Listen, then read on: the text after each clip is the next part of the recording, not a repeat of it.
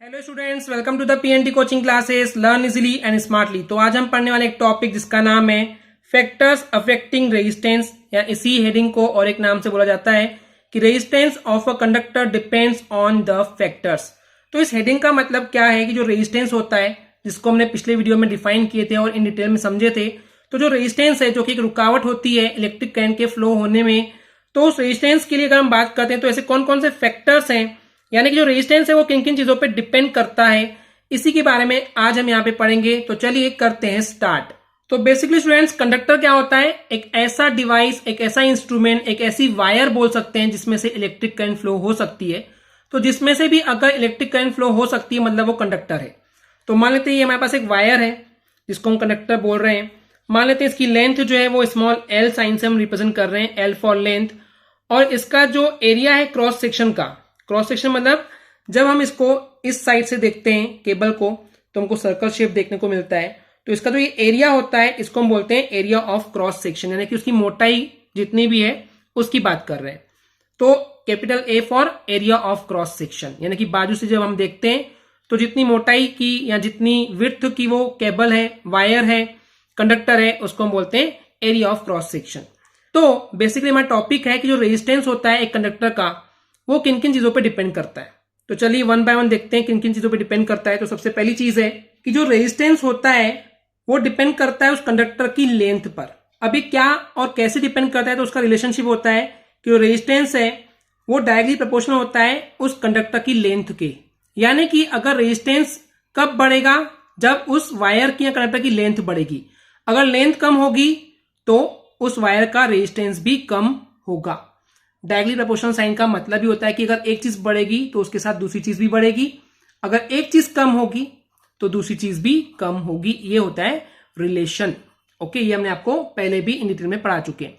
तो यहां पे वही होगा, अगर उस कंडक्टर की लेंथ बढ़ेगी तो रेजिस्टेंस भी बढ़ेगा, अगर लेंथ कम होगी कंडक्टर की तो उसका रेजिस्टेंस भी कम होगा।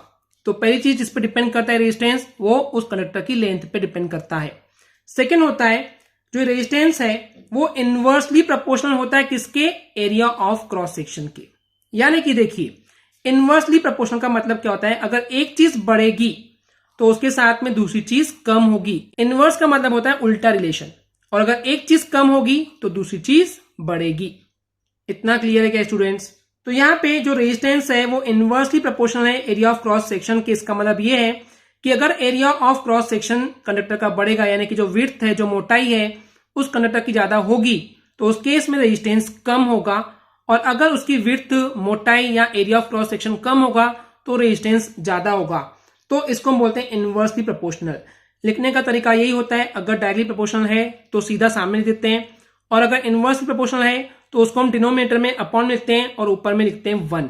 ओके, तो यहाँ पे जो रेजिस्टेंस है वो इनवर्सली प्रोपोर्शनल है इस एरिया ऑफ क्रॉस सेक्शन के। इतना क्लियर है? इसके अलावा जो तीसरी चीज है जिस पर डिपेंड करता है वो है कि जो कंडक्टर है वो किस मटेरियल का बना हुआ है और उस मटेरियल का नेचर क्या है। तो जो रेजिस्टेंस है उस मटेरियल के नेचर पे भी डिपेंड करता है। अभी कैसे? मान लेते हैं एक कंडक्टर, एक वायर है जो कि सिल्वर की बनी हुई है, चांदी की बनी हुई है, तो उसका जो रेजिस्टेंस है वो कम होता है। लेकिन वहीं पे अगर हम एक लोहे की बनी हुई वायर या कंडक्टर लेंगे तो उस केस में उसका रेजिस्टेंस बहुत ज्यादा होगा। तो ये एक्चुअली डिपेंड करता है कि वो मटेरियल किस चीज का बना हुआ है, उसका नेचर कैसा है। तो उस मटेरियल की क्वालिटी पे या नेचर पे भी डिपेंड करता है। तो ये थी तीसरी चीज कि नेचर ऑफ मटेरियल। तो अब ये नेचर ऑफ मटेरियल कैसे आइडेंटिफाई करते हैं, चलिए इसको समझते हैं। तो नेचर ऑफ मटेरियल को समझने के लिए अभी जो हमने दो रिलेशन देखे थे कि जो रेजिस्टेंस है वो डिपेंड करता है उस कंडक्टर की लेंथ पे, और ये रिलेशनशिप होता है डायरेक्टली प्रोपोर्शनल का। और दूसरी चीज थी एरिया ऑफ क्रॉस सेक्शन पे, जो कि इनवर्सली प्रोपोर्शनल थी। इन दोनों को अगर हम कंबाइन करके लिखेंगे तो कैसे लिख सकते हैं? R is directly proportional to L upon A. L ऊपर था बाय डिफॉल्ट तो एल न्यूमरेटर बन जाएगा, ए डिनोमिनेटर में तो यहाँ पे ए आ जाएगा।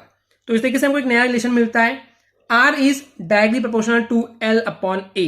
तो जैसे कि हमने पिछले वीडियो में डिस्कस किए थे कि जब भी हम डायरेक्टली प्रोपोर्शनल का साइन हटाते हैं और लगाते हैं इक्वल तो एक कांस्टेंट निकल के आता है। तो यहाँ पे इस केस में जो कांस्टेंट होगा ये होगा रेजिस्टिविटी, एंड इसका सिंबल होता है इस तरीके से, या इसको कई लोग इस तरीके से पी टाइप का भी लिखते हैं। ओके, एंड इसको हम बोलते हैं रो। ये कौन सा साइन है? रो साइन बोलते हैं। इसको हम बोलते हैं रेजिस्टिविटी।